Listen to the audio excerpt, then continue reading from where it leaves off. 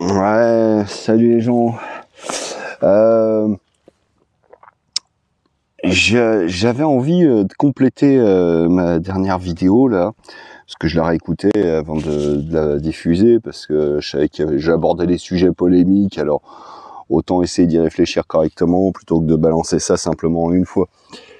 Euh, et du coup, je me suis rappelé d'un exemple que j'ai mal mentionné enfin vaguement et pas assez profondément dans cette vidéo. Qui était concernant... Vous savez, il y a une tendance, souvent quand on veut contredire quelqu'un on utilise des stratagèmes pour se faciliter la tâche, sans forcément avoir de contre-argument, mais vous savez, c'est ce truc à la Schopenhauer, je sais plus comment c'était le nom de son bouquin, pour dire que voilà, il y a toujours une façon de blouser les autres, de les faire passer pour des cons, de les discréditer pour pouvoir remporter un débat, même si c'est pas tes arguments qui sont les meilleurs. Euh, Justement, parmi ces petites techniques comme ça, enfin je sais pas, j'ai jamais lu le bouquin de Schopenhauer, mais voilà, bon, moi la simple évocation de son contenu me suffit pour me dire que c'est pas un bon bouquin à lire. Voilà, c'est peut-être pratique si de savoir comment éviter de se faire blouser par les autres, mais j'ai pas envie d'entraîner mon esprit à ça, vous voyez.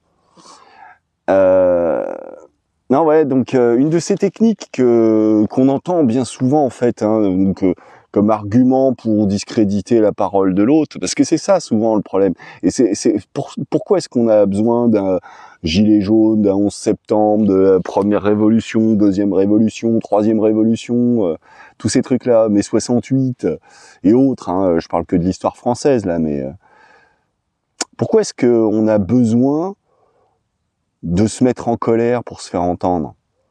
C'est parce que justement, notre parole est pas entendue, est pas légitime si on s'en réfère à l'histoire, hein, tout simplement. La parole du peuple, elle est... alors le peuple, on le flatte dans le sens du poil quand il s'agit d'élections, mais une fois qu'on est au pouvoir, on fait ce qu'on veut et on vous emmerde. C'est toujours comme ça. Et justement, un des grands arguments, alors là, en l'occurrence, j'en parle en matière de politique, hein, mais ça marche dans tout plein de domaines. Hein. Un des grands arguments, c'est de dire que faut laisser faire les gens compétents, ou toi tu fais pas partie du club, alors t'as pas ton mot à dire. Ça, c'était cette façon de dénigrer comme ça. Je l'ai entendu moi, et de façon tout à fait assumée, hein, tout aussi dégueulasse qu'elle soit. C'est dans, vous savez, ces clubs de parole féministes, donc réservés aux femmes. Alors, c'est de la discrimination, ça. Parce que t'es un homme, du coup, tu peux pas avoir ton opinion, ton mot à dire, quoi que ce soit. Non, non, les hommes, on les entend tout le temps. Ah oui, d'accord. Ça, c'est pas de l'argument non plus, je veux dire. Ce que je veux dire par là, c'est discriminer quelqu'un au prétexte qu'il fait pas partie du club, qu'il soit pas une élite, qu'il soit pas ceci, cela. Ça veut dire que d'emblée, tu élimines tout un tas de gens qui pourraient en dire autant de ton côté, dire attends, si les bonnes femmes elles se mettent à parler entre nous, pourquoi est-ce que nous on les interdirait pas de parole dans d'autres circonstances? C'est ce genre de petite vengeance qui appelle à la vengeance, hein, vous voyez. Et je parle de cette histoire de féminisme, c'est qu'un exemple, hein. En réalité, voilà, qu'est-ce qu'on s'en fout, quoi. Non, c'est juste pour dénoncer une injustice, et c'est l'injustice qui appelle à la vengeance, à la base, à mon avis, hein. On veut se venger parce qu'on se sent victime d'une injustice. parce qu'il y a le feu qui s'est déclaré sur sa propriété, alors on est en colère, et puis tiens, il y a une rave party, allez, je vais casser du jeune. Voilà. Je suis victime d'une injustice, donc j'ai envie de me venger. Donc moi, je me dis, il faudrait peut-être essayer d'agir sur en amont. Ah, bordel. Avant que les gens aient envie de se venger, faire en sorte qu'ils aient pas envie de se venger. Bon, alors je vais peut-être être obligé de régler autrement, parce que sinon ça va se casser la gueule encore. Bon, je remets plus bas. Voilà. Ça, au moins, ça devrait être stable. Comment faire pour empêcher que les gens, les postillons en moins, puissent ne pas en arriver au point d'avoir envie de se venger? C'est pour ça que moi, souvent, je parle de changement de paradigme. C'est vraiment la mentalité qui serait à la base de toutes ces conneries, essayer de la transformer. Alors bien sûr, c'est un travail personnel, hein, c'est pas un truc qui doit être imposé à la société. Justement, c'est tout le contraire. C'est en appeler à la... Comment dire ? Non, j'en trouve pas le terme, j'allais dire au sens commun, quoi, mais... que chacun soit porté par ses propres réflexions. Bien évidemment, ça veut pas dire, et c'est tout le contraire, d'un dogme dans lequel on s'enferme et dans lequel on n'a plus envie d'écouter quoi que ce soit d'autre. Moi, j'ai mes opinions, alors c'est mes opinions qui valent et tout le reste du monde se trompe. Non, c'est tout le contraire. C'est comme quand je citais justement dans la vidéo précédente cette histoire du film Barbie où voilà, c'est mon opinion, j'aime pas ce film, mais je vais pas interdire à qui que ce soit de le regarder juste parce que moi je l'aime pas. Je suis pas gay friendly, mais les gens ils font ce qu'ils veulent, c'est leur cul. Vous voyez ? Je suis français, j'aime la France, ce qu'elle représente. Mais c'est pas pour autant que je vais fermer ma porte à des gens qui sont en train de se noyer. Vous voyez, c'est tout un tas de situations comme ça.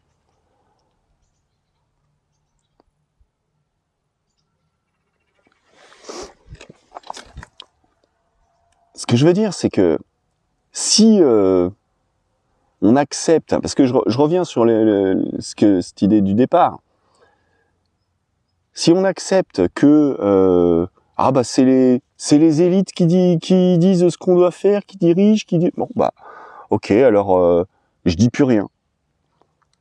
Vous avez plus rien à dire les gens? Ah si, vous avez quelque chose à dire. Bon. Alors à partir du moment où vous acceptez pas qu'on vous dise de fermer vos gueules, demandez pas aux autres de la fermer.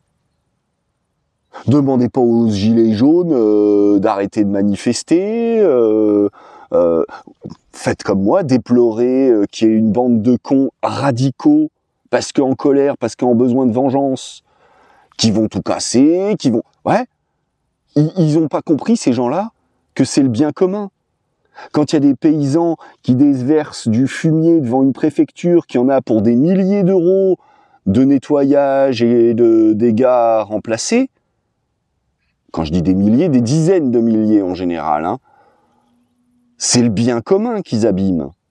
Quand il y a des connards qui rentrent dans l'Arc de Triomphe et qui saccagent tout à l'intérieur, c'est le bien commun. C'est leurs impôts à eux aussi. Hein ? Donc oui, moi ça je le déplore, hein, bien évidemment. Mais pour autant, quand j'ai pas envie de dire la colère, mais quand la parole du peuple s'exprime, la moindre des politesses de la part de ceux qui sont là où ils sont parce que le peuple a voté pour eux, c'est-à-dire les employés du peuple, la moindre politesse de leur part, ça serait quand même d'écouter ce que le peuple il a à dire. Et d'essayer dans la mesure du possible d'en tenir compte.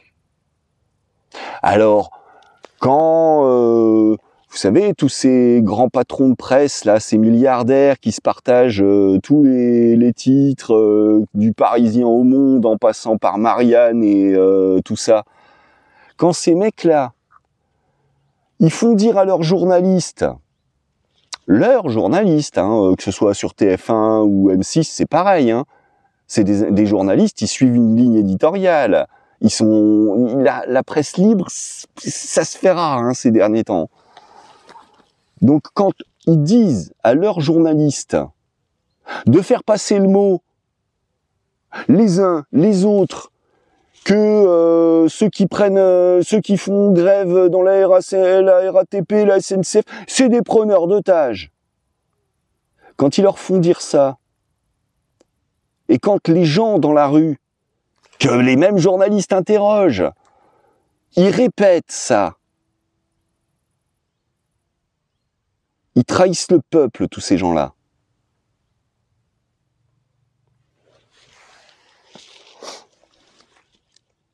Comprenez? On est responsable des mots qu'on emploie. Et bien évidemment qu'on dit des tas de conneries au cours d'une journée. Ouais. Mais c'est pas parce qu'on dit des conneries qu'on doit faire preuve de toutes les bassesses, tout le machiavélisme qu'on a en soi pour essayer de faire croire que ah non, t'as mal compris, c'est pas moi, c'est les autres. Ouais, je dis des conneries, ça m'arrive. Parce que j'ai pas eu les mots qui me venaient sur l'instant, parce que je l'ai dit d'une façon trop brutale et que j'ai heurté la sensibilité des gens, parce que pour une raison ou pour une autre, on dit tous des putains de conneries à longueur de temps. Simplement, c'est pour ça que moi je vous avais parlé dans des vieilles vidéos des troubles du comportement narcissique. Et en disant que, à bien observer, on en est tous victimes. Victimes, j'ai envie de dire, parce que moi, en ce qui me concerne, vous, je sais pas, hein. Moi, en ce qui me concerne, ça me fait chier d'avoir ces côtés-là en moi. Je déteste avoir ces côtés-là en moi. Et je lutte contre ces côtés-là en moi. Alors vous, je sais pas. Peut-être que vous vous en accommodez, j'en sais rien. Je suis pas à votre place. C'est à vous de savoir ce que vous voulez pour vous-même. Vous voyez ? Quand je disais qu'il fallait changer de paradigme, et que ça reposait sur la volonté personnelle, c'est de ça dont je parle. Précisément. Et je reviens sur cette histoire de... Il y en a, putain, mais tellement ras le cul ces derniers temps, depuis quelques années, là. Le monde se polarise. T'es avec nous ou t'es contre nous. Si t'es contre nous, on veut pas écouter ce que t'as à dire. Par principe. Parce que t'es forcément le méchant. Vous voyez pas que ça amène à la guerre, ce genre de conneries? Parce que quand il n'y a plus de dialogue possible, on peut plus se comprendre. Si on peut plus se comprendre, c'est quoi la solution pour se débarrasser du problème? Parce que ça, à ce moment-là, le problème, ça devient l'autre. L'Ukrainien, le Palestinien, c'est l'autre. Qu'est-ce qu'on fait pour se débarrasser du problème? En bon gros enfoiré qu'on est depuis le début de l'humanité, eh ben on extermine. Il y a que ça à faire, hein. C'est là où on laisse parler nos bas instincts. Hein, ce qu'on regrette après la guerre, oh là là, ouais, si j'avais su, j'aurais pas collaboré, j'aurais pas... Ah, mais à culpa, hein, mais à culpa, bon, les morts, ah, tant pis, ils sont plus là, hein. Je vais pas les ressusciter, hein. Vous voyez? C'est pour ça que j'insiste vraiment sur ce côté, on est tous responsables, on est tous coupables.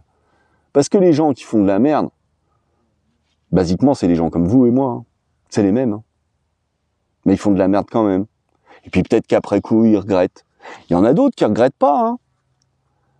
Vous savez, quand je parlais des troubles de la personnalité narcissique, il y en a, ils s'éclatent d'être comme ça. Et ils sont en minorité en vrai. Quand je dis qu'ils s'éclatent d'être comme ça, je parlais simplement déjà de l'exemple d'être incapable de reconnaître ses torts, de faire tout son possible pour essayer de faire croire que c'est la faute des autres, peu importe, du moment que ça me concerne plus. Non, non, t'as mal compris. Plutôt que de reconnaître ses torts. Alors bien sûr que ça peut arriver que l'autre en face, il ait mal compris, mais vous savez que c'est une stratégie que bien des gens emploient pour essayer de faire croire qu'ils ont pas de tort, qu'ils ont ceci. On fonctionne tous de la même façon, je pense, hein, plus ou moins. Et on n'aime pas passer pour des cons. Bah oui, parce que justement, ça aussi, c'est peut-être un des trucs qu'il faudrait arrêter. Hein. On aime bien se foutre de la gueule des autres, bien les faire passer pour des cons, parce que je me sens un petit peu, voilà, je marche un petit peu au-dessus, quoi. Je me sens un petit peu plus grand, un petit peu plus fort. Faut arrêter avec ces conneries-là. Hein. Parce que soulever de terre, remettre sur ses pieds celui qui s'est cassé la gueule dans le caniveau, je crois pas qu'on puisse dire que ce soit comment dire, quelque chose de malsain, quelque chose qui va te rabaisser. Hein. Par contre, marcher sur la gueule de quelqu'un qui a déjà la gueule dans le caniveau pour bien lui faire goûter le goût de la merde, ça c'est quand même bien un truc de fils de pute. À l'inverse. Donc je sais pas, mais choisissez votre camp les gens. Hein. Est-ce que vous avez envie dans la vie d'être le fils de pute qui veut essayer d'interdire la parole aux autres? Ou d'être le mec bien qui essaye de calmer le jeu et trouver des solutions plus pacifiques pour régler les problèmes? Alors moi, c'est pour ça, j'aimerais bien, hein, j'en sais rien, je sais pas ce qui va se passer. J'aimerais bien que la manif du 10, là, que ce soit une manif qui se passe dans la paix, sans casser des trucs, sans rien brûler, histoire que de pas donner un prétexte aux hommes politiques d'un bord ou d'un autre, de se rattraper ça pour eux, ma manif, ou alors regardez la manif, ouh, voyez.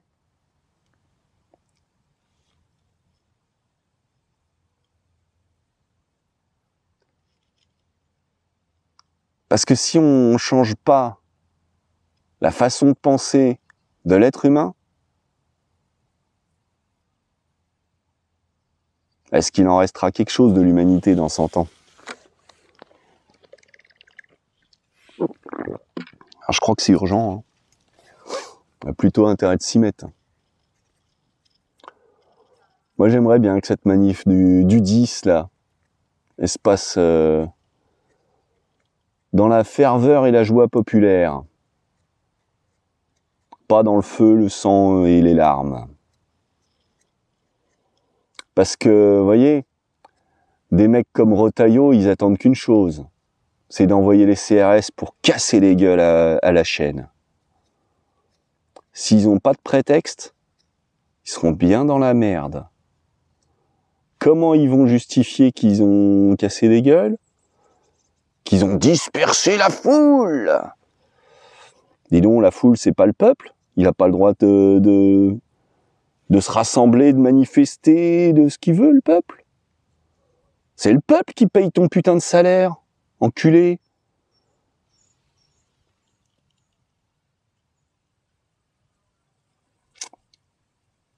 C'est le peuple qui paye le salaire des flics.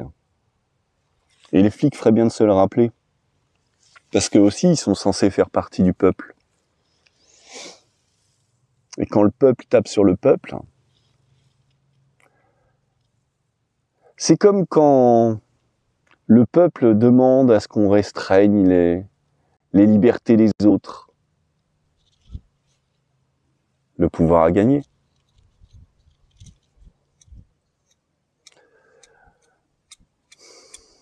Bon, je vais m'arrêter là. Allez, ciao les corbecs, à bientôt.